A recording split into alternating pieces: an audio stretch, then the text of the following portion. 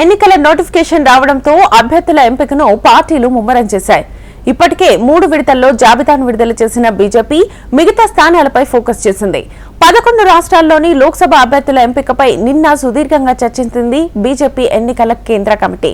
ఈ సమావేశంలో ఏపీ సహా ఉత్తరప్రదేశ్, వెస్ట్ బెంగాల్, రాజస్థాన్, ఒడిశాకు చెందిన అభ్యర్థులను ఖరారు చేసినట్లుగా తెలుస్తోంది.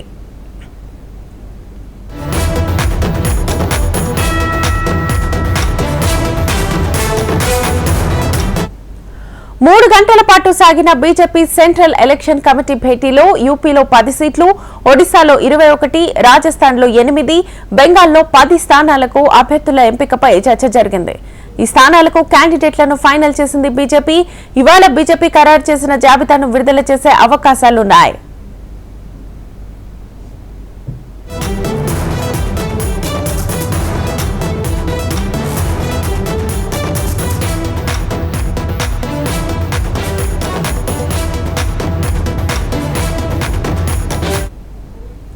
మొదటి దశ ఎన్నికల నోటిఫికేషన్ రావడంతో అభ్యర్థుల ఎంపికను పార్టీలు ముమ్మరం చేశాయి. ఇప్పటికే 3 విడతల్లో జాబితాను విడుదల చేసిన బీజేపీ మిగతా స్థానాలపై ఫోకస్ చేసింది. 11 రాష్ట్రాల్లో లోక్సభ అభ్యర్థుల ఎంపికపై నిన్న సుదీర్ఘంగా చర్చించింది బీజేపీ కేంద్ర ఎన్నికల కమిటీ. ఈ సమావేశంలో ఏపీ సహా ఉత్తరప్రదేశ్, వెస్ట్ బెంగాల్, రాజస్థాన్, ఒడిశాకు చెందిన అభ్యర్థులను ఖరారు చేసినట్లుగా సమాచారం. 3 గంటల పాటు సాగిన బీజేపీ సెంట్రల్ ఎలక్షన్ కమిటీ భేటీలో యూపీలో 10 సీట్లు, ఒడిశాలో 21, రాజస్థాన్లో 8, బెంగాల్లో 18 స్థానాలకు అభ్యర్థుల ఎంపికపై చర్చ జరిగింది.